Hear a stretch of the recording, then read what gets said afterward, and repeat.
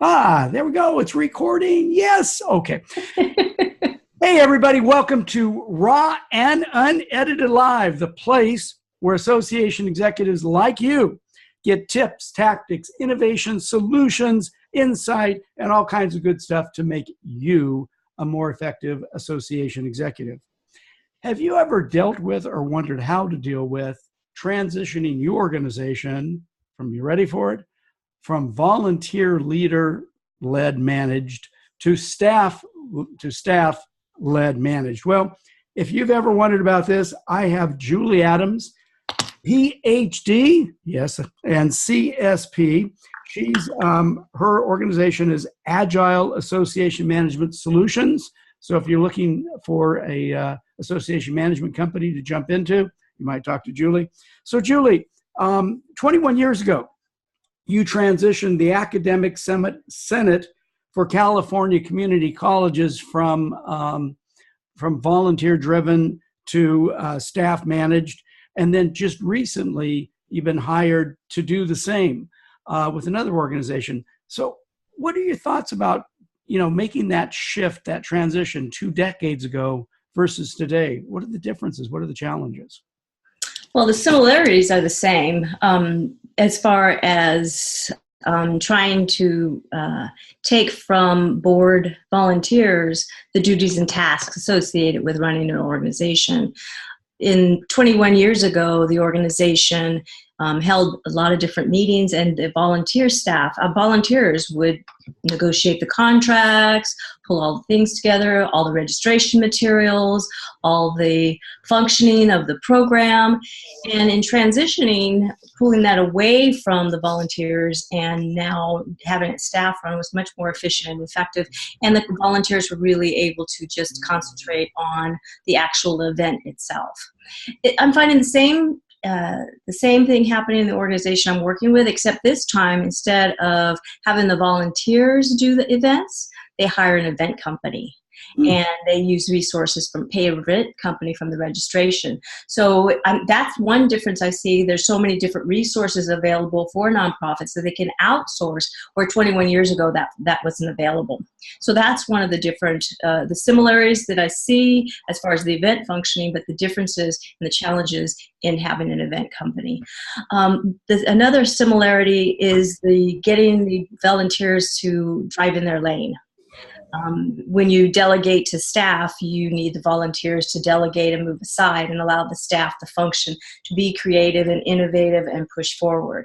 It's very difficult, and it still is difficult today to draw that line and get the volunteer board members to stay in their lane as far as what their roles and responsibilities are versus the staff roles and responsibilities. And that can be challenging for staff because they don't want to push the board members aside. They need to be respectful and give them a role in the process, but not necessarily allow the volunteer board members to run the organization at this point. So as you begin to take away those responsibilities, you have to be respectful, mindful, and help the board understand its roles and responsibilities as you pull things away from them.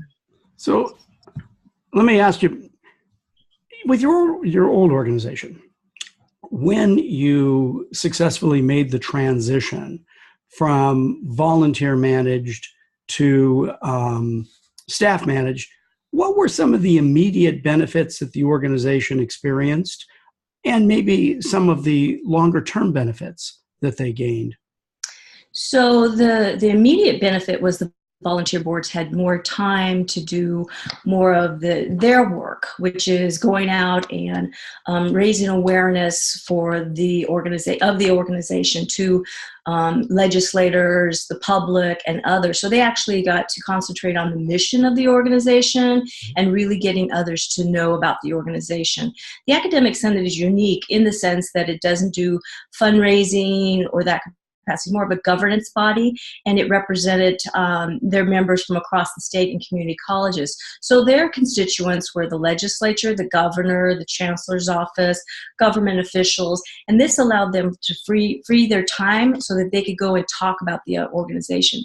Over time, the organization was able to build a reputation. So no longer is it down in the dirt with the publications and the events and all the staff function, they were able to raise it to a higher level. And the same is holding true with this new organization. So I mean, I guess what I'm hearing is the people, the volunteers, were able to get much more strategic and move into strategic governance rather than daily management.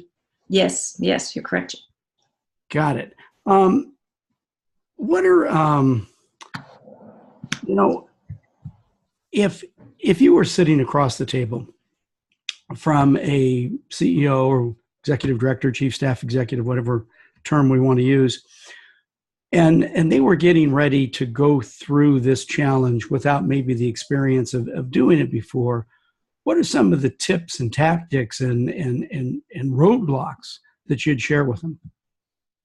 I would, first and foremost, is the executive director or CEO should have a very strategic conversation with the board and get their commitment to allow some of the roles and responsibilities that now reside with them to move over to staff and create a clear understanding of what those roles and responsibilities, and draw the line between the two and get their commitment, their agreement that some of it's going to be challenging and they may not always agree with the direction staff is going to take. But if they allow the staff to be creative and innovative and move forward, then the organization can actually prosper under this new organizational method.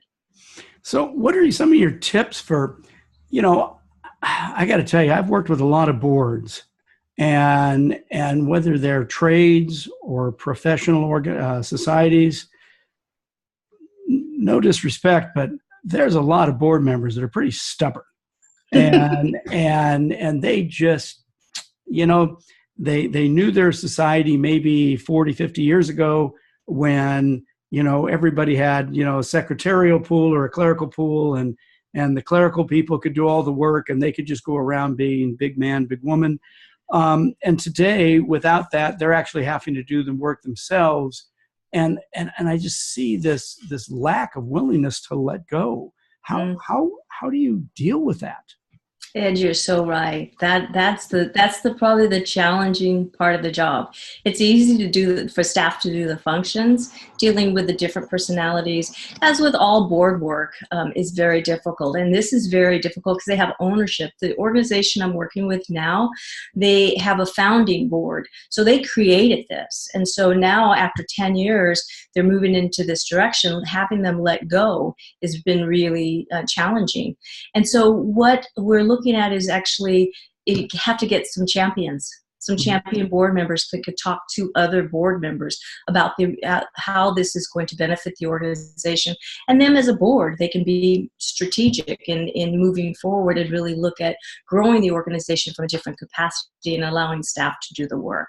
And then open and transparent. Just be willing to answer and be available to any questions. Don't look at the questions as an encroachment on your responsibilities or your authority, but more as a partnership and working together in order to pull away those pieces that belong to staff and allow the board to function. So it's being transparent and getting some champions, as we do with everything.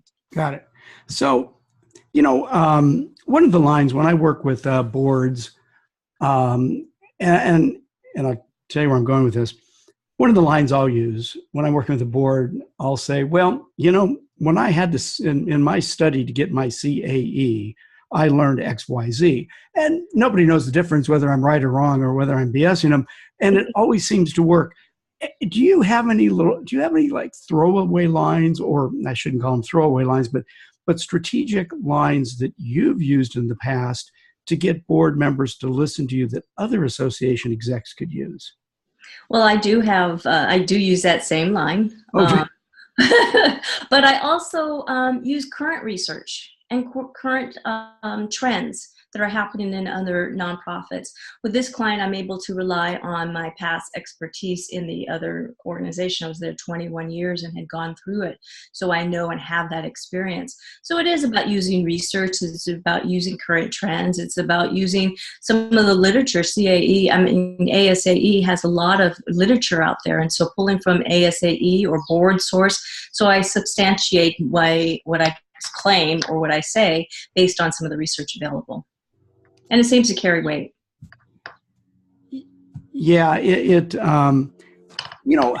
what about for somebody that, thinking back, your first time going through this, if a CEO or an executive director were right in the midst of their first time going through this, I mean, is there any, I guess I should put it, any inside information that maybe they wouldn't have that you wished you knew? It's like, oh God, 20 years ago, if I knew this, this, and this, it would have made the transition so much easier, that maybe you learned later. Are there any things that you can think of that maybe you wished you knew when you did this the first time, that now that you're doing it a second time, you already know and it's pretty easy to deal with? I think that in the first time it was just, here, Julie, take over this stuff. And it was just given to me. So there was no logic. And then I would pull in first the accounting and certain aspects.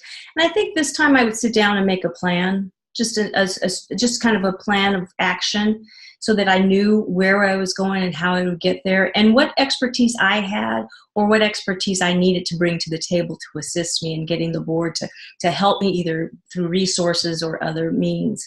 So I think that's the first thing, is start with a plan in mind, start with the end in mind, where you want to go, and then plan to get there. And I think that's where I would have done it 21 years ago. And that's actually where I'm doing it now. I'm looking at all the pieces.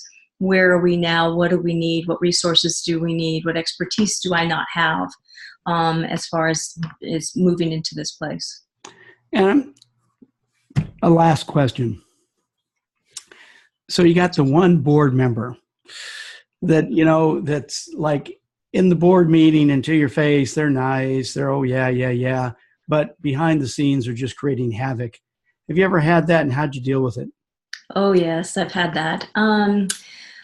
In hindsight, I probably would have done a couple of things differently. And now I do it differently. Back in 21 years ago, I would have done it differently. And today, I try to develop a relationship and pull the person and help that person, him or her, understand what's behind my actions and why I'm doing this. And so I think it would just pay more attention to that person, because that person might carry a lot of weight in the boardroom, and he or she might be a naysayer, and we don't need that if we're moving forward. So I would make a personal effort and figure out where they're coming from and help them understand. There's some people you're never going to change, and that's where you need your champions to also work with you. And then hopefully you have the support of the board chair. Got it. That's essential, I think. Well, Julie Adams, I want to say thank you. I really appreciate you. I appreciate you taking the time to go over this. And for anybody that's watching this, her company is Agile Association Management Solutions. Is it okay to give your phone number out if anybody wants to talk to you? Okay. Her phone number is area code 916-416-3351. She's in the Sacramento area. Where in Sacramento? You're in West Sacramento? West Sacramento, yes. Okay, so, again, I just wanted to say thank you so much. I really appreciate you sharing. Thank you, Ed. I appreciate you reaching out.